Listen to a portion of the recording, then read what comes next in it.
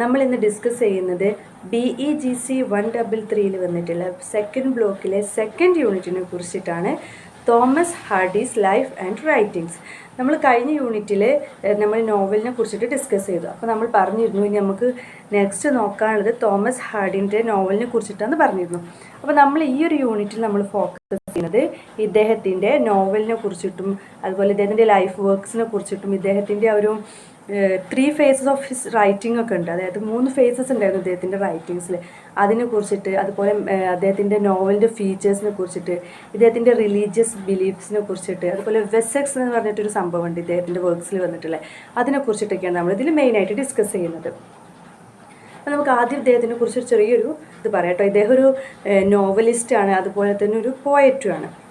ഇദ്ദേഹം ഈ ഒരു റൊമാൻറ്റിസിസം ആ ഒരു പീരീഡിനൊക്കെ ഭയങ്കരമായിട്ട് ഇൻഫ്ലുവൻസ് ചെയ്തിട്ടുള്ള വ്യക്തിയാണ്. അതുപോലെ വില്യം വേർഡ്സ്വർത്തിൻ്റെ പോയട്രി ഒക്കെ ഇൻഫ്ലുവൻസ് ചെയ്തിട്ടുള്ളൊരു വ്യക്തിയാണ്. ഇദ്ദേഹം ജനിക്കുന്നത് 2 ജൂൺ 1840 ഡോർസെറ്റ്, ഇംഗ്ലണ്ട്. അവിടെയാണ് ഇദ്ദേഹം ജനിക്കുന്നത്. ഇദ്ദേഹത്തിൻ്റെ ഫാദർ തോമസ് എന്നാണ് അദ്ദേഹത്തിൻ്റെ പേര്. അതായത് തോമസ് എന്ന് പറയുന്ന ഇദ്ദേഹത്തിൻ്റെ ഫാദർ ഒരു ലോക്കൽ ബിൽഡറാണ്, അതുപോലെ തന്നെ സ്റ്റോൺ മേസണൊക്കെയാണ്. അതായത് പാവപ്പെട്ട ആളുകളാണ്, വലിയ പണക്കാരൊന്നുമല്ല. അദ്ദേഹം 1847 എമ എന്ന് പറയുന്ന ഒരു സ്ത്രീയാണ് വിവാഹം കഴിക്കുന്നത്. പിന്നീട് ഈ എമ 1912 മരിക്കുകയാണ്. പിന്നെ അദ്ദേഹം 1940 ഇദ്ദേഹത്തിൻ്റെ സെക്രട്ടറി ആയിട്ടുള്ള ഫ്ലോറൻസ് എമിലിനെ മാരേജ് ചെയ്യുകയാണ് ചെയ്യുന്നത്. അപ്പോൾ അദ്ദേഹത്തിൻ്റെ വൈഫ് മരിച്ചിട്ട് അദ്ദേഹം സെക്രട്ടറിനെയാണ് പിന്നീട് വൈഫിൻ്റെ മരണശേഷം 2 വർഷത്തിന് ശേഷം കല്യാണം കഴിക്കുന്നത്. ഇദ്ദേഹം ഒരു വിക്ടോറിയൻ ഇറയിൽ വന്നിട്ടുള്ളൊരു റൈറ്ററായിരുന്നു. ഇതൊരു വേഴ്സറ്റൈൽ റൈറ്ററാണ്. അതായത് ഏത് രീതിയിലും അദ്ദേഹത്തിന് എഴുതാൻ കഴിയും. Novel, drama, poetry, short story ഇതൊക്കെ എഴുതിയിട്ടുണ്ട്. അതുകൊണ്ട് തന്നെയാണ് ഇതിനെ വേഴ്സറ്റൈൽ പറയുന്നത്. കാരണം ഒരു ഇതിൽ തന്നെ നിൽക്കാതെ ഒരുപാട് കാര്യങ്ങളിൽ ഇദ്ദേഹം എഴുതിയിട്ടുണ്ട്. ഇദ്ദേഹത്തിൻ്റെ മെയിനായിട്ടുള്ള തീം എന്ന് പറയുന്നത് എമ്പതി അല്ലെങ്കിൽ കമ്പാഷനൊക്കെയാണ് ഇദ്ദേഹത്തിൻ്റെ ഒരു വർക്കിലൊക്കെ വരുന്ന ഒരു എന്താ പറയുക തീം. അതായത് ഇദ്ദേഹത്തിന് ജനങ്ങളോടൊക്കെ ഭയങ്കരമായിട്ട് എമ്പതിയും അതുപോലെ ആ ജനങ്ങൾ തമ്മിലുള്ളൊരു കമ്പാഷനൊക്കെ ഇദ്ദേഹത്തിന് നന്നായിട്ട് ഉണ്ടായിരുന്നു. അതാണ് ഇദ്ദേഹത്തിൻ്റെ വർക്ക്സിൽ വരുന്ന മെയിനായിട്ടുള്ള തീം എന്ന് പറയുന്നത്. ഇനി ഇദ്ദേഹത്തിൻ്റെ വർക്ക്സിന് നമ്മൾ 3 phase ആയിട്ടാണ് ക്ലാസിഫൈ ചെയ്തിട്ടുള്ളത്. അതായത് the early phase, the middle phase and the later years. അങ്ങനെ 3 എണ്ണമാണ് ഇദ്ദേഹത്തിൻ്റെ ഫേസ് വരുന്നത്. അതായത് first one the early phase. ഈ ഏർലി ഫേസിൽ അദ്ദേഹം പോയട്രിയാണ് എഴുതിയിരുന്നത്. പിന്നീട് ദ മിഡിൽ ഫേസ് അതിലേക്ക് വന്നപ്പോൾ ഇദ്ദേഹത്തിൻ്റെ പോയട്രികളൊക്കെ ഇദ്ദേഹം എഴുതി വന്നപ്പോൾ ഇദ്ദേഹത്തിനൊരു സുഖം കിട്ടിയില്ല. അതായത് അതൊക്കെ പരാജയപ്പെടുന്ന പോലെ തോന്നി. പിന്നീട് ഇദ്ദേഹം മിഡിൽ ഫേസിലേക്ക് വന്നപ്പോൾ ഇദ്ദേഹം ഫിക്ഷൻ എഴുതാൻ തുടങ്ങി. പിന്നെ ലാസ്റ്റ് ഫേസ് ആയിട്ടുള്ള ദ ലേറ്റർ ഇയേഴ്സിലേക്ക് വന്നപ്പോൾ ഇദ്ദേഹം വീണ്ടും പോയട്രിയിലേക്ക് തന്നെ വന്നു. അപ്പോൾ ഫസ്റ്റ് ഏർലി ഫേസിൽ അദ്ദേഹം പോയട്രിക്കാണ് ഇമ്പോർട്ടൻസ് കൊടുത്തത്. പിന്നീട് അദ്ദേഹത്തിന് അതൊരു സാറ്റിസ്ഫാക്ഷൻ കിട്ടാത്തത് കൊണ്ട്, അല്ലെങ്കിൽ അദ്ദേഹം എഴുതുന്നതൊന്നും ഒരു സക്സസ്ഫുൾ ആവാത്തത് കൊണ്ട് പിന്നീട് അതായത് മിഡിൽ ഫേസിൽ അദ്ദേഹം എന്ത് ചെയ്തു, വെറും ഫിക്ഷനിലേക്ക് തന്നെ ഫോക്കസ് ചെയ്തു. പിന്നെ അതിൽ നിന്ന് ലാസ്റ്റ് അതായത് ലേറ്റർ ഇയേഴ്സ് അതായത് 3rd ഫേസ് ആയപ്പോൾ ഇദ്ദേഹം വീണ്ടും പോയട്രിയിലേക്ക് തന്നെ ഷിഫ്റ്റ് ചെയ്തു. ഇദ്ദേഹം 1867 to 1872 വരെ ഇദ്ദേഹം 3 നോവലാണ് എഴുതിയിട്ടുള്ളത്. അതായത് ഇദ്ദേഹത്തിൻ്റെ 20s 30s ആ ഒരു കാലഘട്ടത്തിൽ ഇദ്ദേഹം 3 നോവൽസാണ് എഴുതിയിട്ടുള്ളത്. The poor men and the lady, desperate remedies, under the Greenwood tree. അങ്ങനെ 3 നോവലാണ് ഇദ്ദേഹം 1867 to 1872 വരെ എഴുതിയിട്ടുള്ളത്. 1867 to 1872 അതായത് ഇദ്ദേഹത്തിൻ്റെ ഒരു 20s 30s ആ ഒരു കാലഘട്ടത്തിൽ 3 നോവൽസാണ് ഇദ്ദേഹം കോൺട്രിബ്യൂട്ട് ചെയ്തിട്ടുള്ളത്. അതിൽ the poor men and the lady എന്ന് പറയുന്നത് ഒരു ക്ലാസ് കോൺഷ്യസ് നോവലായിരുന്നു. ഈ നോവൽ എന്താണ് അദ്ദേഹം എഴുതിയിട്ടുള്ളൂ, ഇത് പബ്ലിഷ് ചെയ്തിട്ടുണ്ടായിരുന്നില്ല. The poor men and the lady എന്ന് പറയുന്നത്. പിന്നെ ഡെസ്പറേറ്റ് എന്ന് വരുമ്പോൾ അതിലെന്താ വരുന്നത് വെച്ചാൽ a story with dense plot, ഒരുപാട് പ്ലോട്ടുകളുള്ള ഒരു നോവലാണ് ഈ ഒരു ഡെസ്പറേറ്റ് വരുന്നത്. നെക്സ്റ്റ് വൺ ആയിട്ടുള്ള the under the green tree എന്ന് വരുമ്പോൾ ഗ്രീൻവുഡ് ട്രീയിൽ വരുന്നത് ഈസ് എ ഹ്യൂമറസ് നോവൽ. അതൊരു ഹ്യൂമറസ് നോവലാണ്. That revealed his own style. അതിൽ അദ്ദേഹത്തിൻ്റെതായ സ്റ്റൈലിലാണ് എഴുതിയിട്ടുള്ളത്. അപ്പോൾ ഇദ്ദേഹത്തിൻ്റെ ഒരു 20s to 30s ആ ഒരു കാലഘട്ടത്തിൽ അതായത് 1867 to 1872 വരെയുള്ള കാലഘട്ടത്തിൽ ഇദ്ദേഹം 3 നോവലാണ് എഴുതിയിട്ടുള്ളത്. The poor men and the lady അതെന്താണ്, അത് അദ്ദേഹം പബ്ലിഷ് ചെയ്തിട്ടില്ല. പിന്നെ ഡെസ്പറേറ്റ് റെമഡീസ് അതിൽ വരുന്നത് ഒരു ഡെൻസ് പ്ലോട്ട്സ് ആണ് അതിൽ വന്നിട്ടുള്ളത്. പിന്നെ വരുന്നത് അണ്ടർ ദ ഗ്രീൻവുഡ് ട്രീ എന്നുള്ളതാണ് വരുന്നത്. അതൊരു ഹ്യൂമറസ് നോവലാണ്. അതിൽ അദ്ദേഹത്തിൻ്റെതായ സ്റ്റൈലിലാണ് അദ്ദേഹം എഴുതിയിട്ടുള്ളത്. അങ്ങനെയാണ് 3 നോവൽ അദ്ദേഹം എഴുതിയിട്ടുള്ളത്. പിന്നെ 1872 വന്നപ്പോൾ a pair of blue eyes എന്ന് പറയുന്ന ഒരു നോവൽ എഴുതി. അത് വളരെ പോപ്പുലർ ആയിട്ടുള്ളൊരു നോവലായിരുന്നു കേട്ടോ. A pair of blue eyes എന്നാണ് അതിൻ്റെ പേര്. അത് 1872 അദ്ദേഹം എഴുതുന്നത്. പിന്നീടാണ് അദ്ദേഹം far from the madding crowd എന്ന് പറയുന്ന നോവൽ എഴുതിയത്. അതാണ് ഇനി നമുക്ക് നെക്സ്റ്റ് ചാപ്റ്ററിൽ ഡിസ്കസ് ചെയ്യാനുള്ളത്. ഇതാണ് അദ്ദേഹത്തിൻ്റെ വെസെക്സ് നോവലിലുള്ള ഫസ്റ്റ് ആയിട്ട് അദ്ദേഹം എഴുതുന്നത്. വെസെക്സ് എന്ന് പറഞ്ഞാൽ എന്താണെന്ന് വെച്ചാൽ അതൊരു ഇമാജിനറി പ്ലേസ് ആണ്. അദ്ദേഹം ആ ഒരു നോവൽ എഴുതാൻ വേണ്ടിയിട്ട് ഒരു സെറ്റിംഗ് ഓഫ് എ പ്ലേസ് ആണ്. അതാണ് ഈ വെസെക്സ് എന്ന് പറയുന്നത്. അതൊരു ഇമാജിനറി ഫിക്ഷസ് ആയിട്ടുള്ള പ്ലേസ് ആണ്. അപ്പോൾ R.K. നാരായണൊക്കെ മാൽഗുഡി ഡേയ്സ് എഴുതിയിട്ടുണ്ടായിരുന്നല്ലോ. അപ്പോൾ മാൽഗുഡി എന്ന് പറയുന്നത് അദ്ദേഹം ഒരു സെറ്റിംഗ് കൊടുക്കണം, ഒരു പ്ലേസിന് ഒരു സെറ്റിംഗ് കൊടുക്കുന്നതാണ്. ആ മാൽഗുഡി പറയുന്ന സ്ഥലം എന്താണ്, ഒറിജിനലായിട്ടുള്ളതല്ല, അതൊരു ഇമാജിനറി ആണ്. അതുപോലെ വെസെക്സ് എന്ന് പറയുന്ന ആ ഒരു സംഭവം ഇദ്ദേഹമാണ് ഇതിൽ ഫസ്റ്റായിട്ട് കൊടുത്തിട്ടുള്ളത്. ആ വെസെക്സ് സെക്ഷനിൽ വരുന്ന ഫസ്റ്റത്തെ നോവലാണ് നമ്മുടെ far from the madding crowd എന്ന് പറയുന്ന നോവൽ. ആ നോവലാണ് നമുക്ക് വരുന്ന ക്ലാസ്സിൽ ഡിസ്കസ് ചെയ്യാനുള്ളത്. പിന്നെ വരുന്നത് the return of the native, the trumpet major, അങ്ങനെ 2 നോവൽ. പിന്നെ ഇദ്ദേഹം ഈ ഒരു നോവലിന് ശേഷം എഴുതിയിട്ടുള്ള ഈ 2 നോവലും എന്താണ്, വളരെ ഫേമസ് ആയതൊന്നുമില്ല, സക്സസ് ആയിട്ടുണ്ടായിരുന്നില്ല, അത് ഫെയിലിയർ ആയിട്ടാണ് വന്നത്. പിന്നീട് അദ്ദേഹം വേറെ നോവൽസ് എഴുതി. The mayor of Casterbridge, Jude obscure, അങ്ങനത്തെ വർക്ക്സ് ഒക്കെ എഴുതി. അത് വളരെയധികം ഫേമസ് ആയ ഔട്ട്സ്റ്റാൻഡിങ് വർക്ക്സ് ആണ്, അദ്ദേഹത്തിൻ്റെ ഫേമസ് ആയിട്ടുള്ള വർക്കാണ്. കാരണം എന്താണെന്ന് വെച്ചാൽ ആ ഒരു ഇതിലൊക്കെ ഡീൽ ചെയ്യുന്ന തീം എന്താണെന്ന് വെച്ചാൽ സോഷ്യോ എക്കണോമിക് ആയിട്ടുള്ള കാര്യങ്ങൾ, ആ കാലഘട്ടത്തിലുള്ള സോഷ്യോ എക്കണോമിക് ആയിട്ടുള്ള കാര്യങ്ങളൊക്കെ കുറിച്ചിട്ടാണ് ഈ ഒരു ദ മേയർ ഓഫ് കാസ്റ്റർ ബ്രിഡ്ജിലും അതുപോലെ ജൂഡ് ഒബ്സ്ക്യൂറിലൊക്കെ വന്നിട്ടുള്ളത്.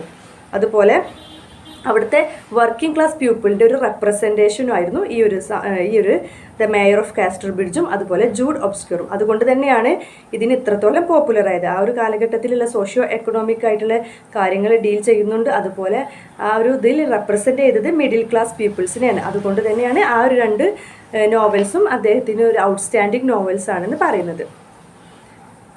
പിന്നെ ഇദ്ദേഹം ഞാൻ പറഞ്ഞു 1898 ഇദ്ദേഹം വെസെക്സ് പോയട്രി തുടങ്ങുന്നത്. അപ്പോൾ വെസെക്സ് നോവൽ മാത്രമല്ല, വെസെക്സ് പോയട്രി ഇദ്ദേഹം എഴുതിയിട്ടുണ്ട്. അപ്പോൾ ഈ വെസെക്സ് എന്ന് പറയുന്ന സംഭവം ഇദ്ദേഹം ആദ്യമായിട്ട് തുടങ്ങിയത് നമ്മുടെ ഫാർ ഫ്രം ദ മാഡിങ് ക്രൗഡിലാണ്. പിന്നെ ഇദ്ദേഹം വെസെക്സ് പോയട്രി, അതായത് ആ ഒരു ഇമാജിനറി പ്ലേസിലെ പോയട്രിയും ഇദ്ദേഹം എഴുതുന്നുണ്ട് 1898.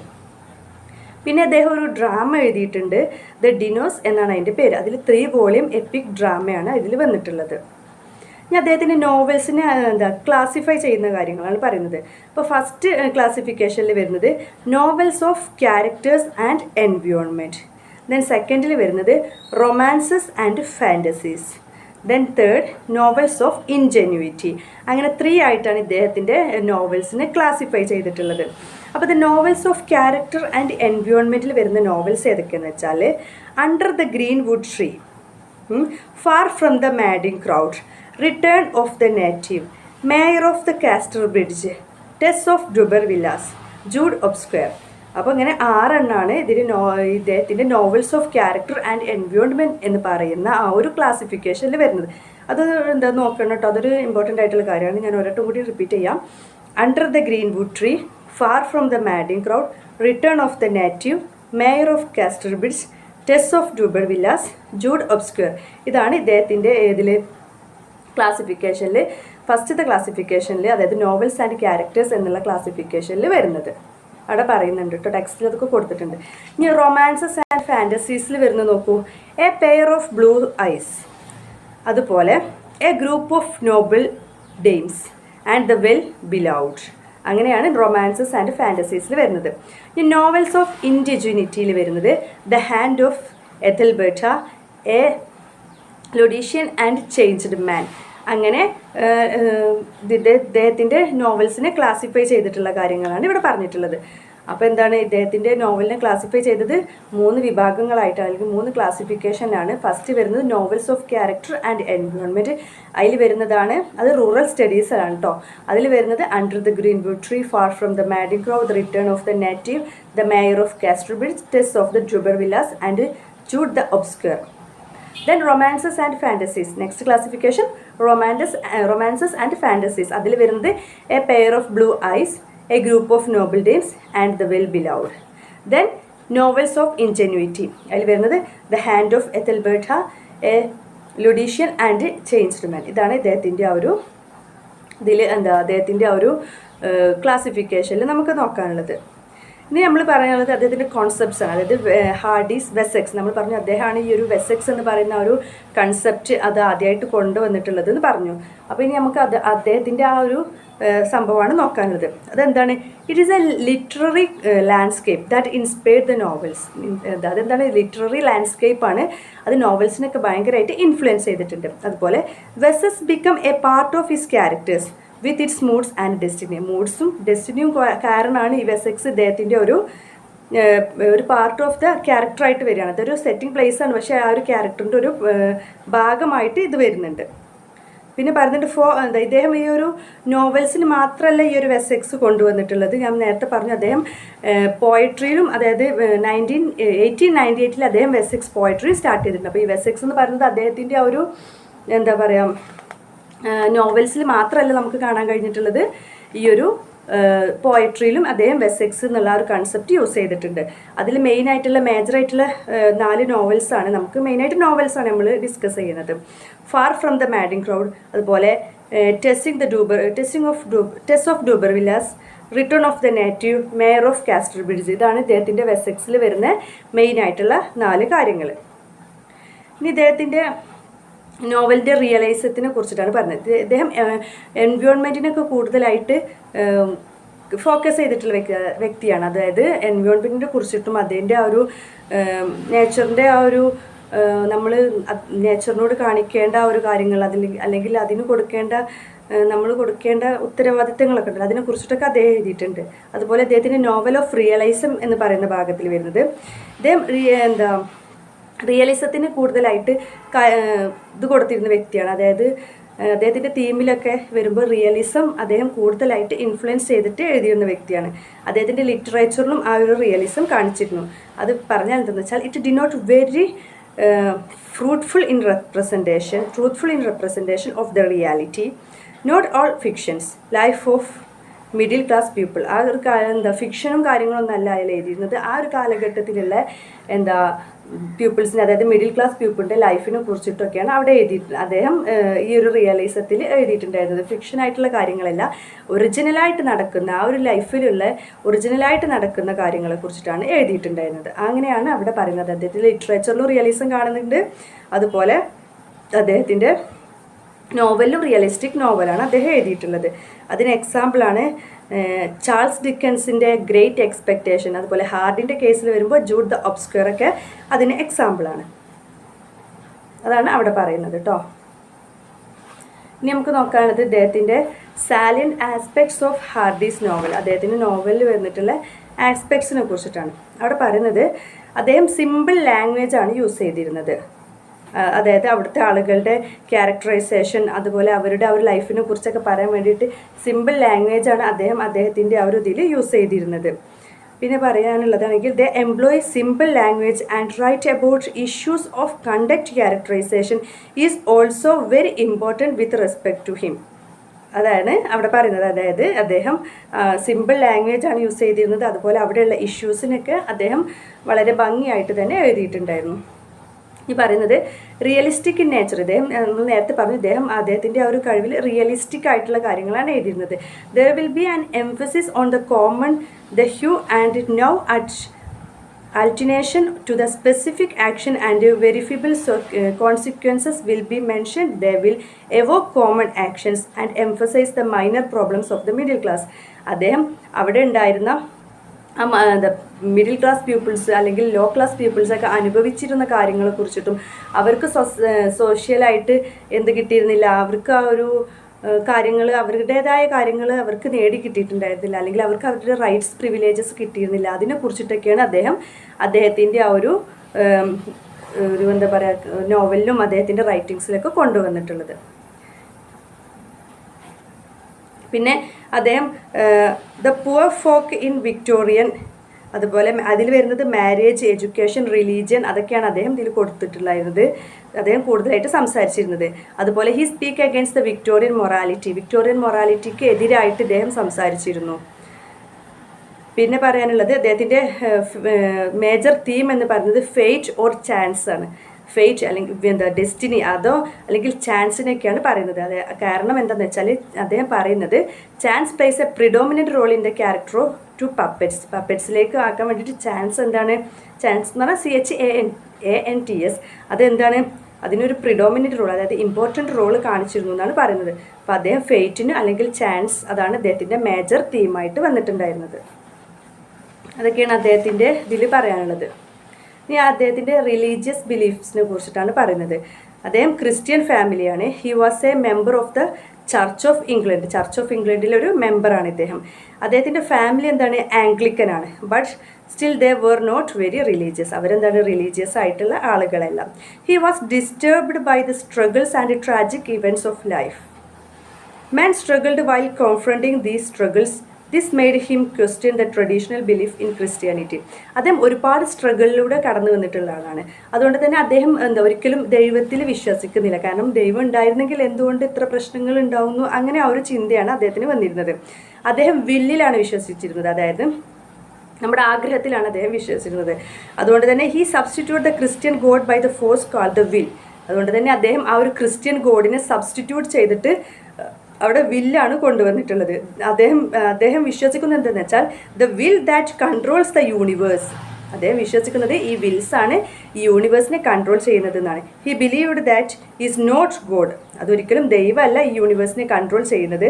But will the control the universe and he believed that the universe and devoid of meaning. അദ്ദേഹം പറയുന്നത് ദൈവമല്ല ഈ യൂണിവേഴ്സിനെ കൺട്രോൾ ചെയ്യുന്നത്, വില്ലാണ് കൺട്രോൾ ചെയ്യുന്നത്. അതുകൊണ്ട് തന്നെ അദ്ദേഹത്തിന് ആ ഒരു ക്രിസ്ത്യാനിറ്റി അല്ലെങ്കിൽ അദ്ദേഹത്തിന് ദൈവത്തിനോടൊരു വിശ്വാസം ഉണ്ടായിരുന്നില്ല. ആ ക്രിസ്ത്യാനിറ്റി ബിലീഫ് അദ്ദേഹത്തിന് ഉണ്ടായിരുന്നില്ല. അദ്ദേഹം ഒരു ക്രിസ്ത്യൻ ഫാമിലിയൊക്കെ തന്നെയായിരുന്നു. പക്ഷേ ഒരിക്കലും അവരുടെ ഫാമിലി ഒരു റിലീജിയസ് ആയിട്ടുള്ള അല്ലെങ്കിൽ നല്ലൊരു ഭക്തി ആയിട്ടുള്ള ഒരു ഫാമിലി ആയിരുന്നില്ല. അദ്ദേഹം വില്ലിലാണ് കൂടുതലായിട്ട് ബിലീവ് ചെയ്തിരുന്നത്. അദ്ദേഹം പറയുന്നത് വില്ലാണ് യൂണിവേഴ്സിനെ കൺട്രോൾ ചെയ്യുന്നത്, ദൈവമല്ല. കാരണം അദ്ദേഹം ഒരുപാട് സ്ട്രഗിളും കാര്യങ്ങളൊക്കെ വന്നിട്ടും അദ്ദേഹത്തിന് ദൈവം അല്ല രക്ഷിച്ചത്, അദ്ദേഹത്തിൻ്റെ വില്ലിലൂടെയാണ് അദ്ദേഹം രക്ഷപ്പെട്ടത്, അല്ലെങ്കിൽ അദ്ദേഹത്തിന് വിൽ ഉണ്ടായതുകൊണ്ടാണ് അദ്ദേഹം രക്ഷപ്പെട്ടത് എന്നാണ് അദ്ദേഹം മനസ്സിലാക്കുന്നത്. അതുകൊണ്ട് തന്നെ അദ്ദേഹം എന്ത് ചെയ്യുന്നില്ല, ദൈവത്തിൽ വിശ്വസിക്കുന്നില്ല, വില്ലിലാണ് വിശ്വസിക്കുന്നത്. അപ്പോൾ ഇതിൽ അദ്ദേഹത്തിൻ്റെ ഒരു ലൈഫിനെ കുറിച്ചിട്ടും റൈറ്റിങ്സിനെ കുറിച്ചിട്ടൊക്കെയാണ് പറയുന്നത്. അപ്പോൾ ഇതിൽ കുറേ മെയിനായിട്ട് കുറേ പോയിൻറ്റ്സ് നോക്കാനുണ്ട് കേട്ടോ. അപ്പോൾ അതൊക്കെ ഒന്ന് നോക്കുക. 3 phase ഓഫ് ഹാർഡീസ് റൈറ്റിംഗ് വളരെ ഇമ്പോർട്ടൻ്റ് ആണ്. അതായത് ഏർലി ഫേസ് ഉണ്ട്, അതുപോലെ മിഡിൽ ഫേസ് ഉണ്ട്, ലേറ്റർ ഇയേഴ്സ് ഉണ്ട്. അപ്പോൾ ഫസ്റ്റിൽ അദ്ദേഹം പോയട്രിയാണ്, പിന്നെ ഫിക്ഷൻ വന്നു, പിന്നെ പോയട്രിയിലേക്ക് വന്നു. അത് നോക്കുക. പിന്നെ അദ്ദേഹത്തിൻ്റെ ക്ലാസിഫിക്കേഷൻ ഓഫ് നോവൽസ് നമ്മൾ പറഞ്ഞു. Novels of character and environment, അതിലൊരു 5-6 നോവൽസ് നമ്മൾ പറഞ്ഞു. അതുപോലെ romances and fantasies, novels of ingenuity, അത് നോക്കട്ടോ. അത് ക്വസ്റ്റ്യനിലൊക്കെ വന്ന് കാണുന്നുണ്ട്. പിന്നെ ഹാർഡീസ് വെസെക്സിനെ കുറിച്ച് നമ്മൾ പറഞ്ഞു അല്ലേ. വെസെക്സ് ടെയിൽസ് എന്ന് പറയുന്ന ഈ ഒരു വെസെക്സിനെ കുറിച്ചിട്ടുള്ള ഈ ഒരു ഇത് ഫസ്റ്റിൽ കൊണ്ടുവന്നത് ആരാണ്, നമ്മുടെ ഈ ഒരു ഹാർഡിയാണ്. അതിൽ ഫസ്റ്റ് അദ്ദേഹം എഴുതിയിട്ടുള്ള നോവലാണ് നമുക്ക് നെക്സ്റ്റ് പഠിക്കാനുള്ള far from the madding crowd എന്ന് പറയുന്നത്. ഈ ഒരു വെസെക്സിൽ വന്നിട്ടുള്ള 4 മേജർ നോവൽസ് ആണ് ഏതൊക്കെ, far from the madding crowd, return of the native, the mayor of Casterbridge and Tess of the Durbervilles. അതൊക്കെയാണ് നമുക്കിനി മെയിനായിട്ട് ഈ ഒരു 4 അദ്ദേഹത്തിൻ്റെ വെസെക്സ് ആയിട്ടുള്ള റൈറ്റിങ്സിൽ വന്നിട്ടുള്ളത്. അദ്ദേഹം വെസെക്സ് നോവൽസ് മാത്രമല്ല എഴുതിയിട്ടുള്ളത്, വെസെക്സ് പോയട്രി എഴുതിയിട്ടുണ്ടായിരുന്നു.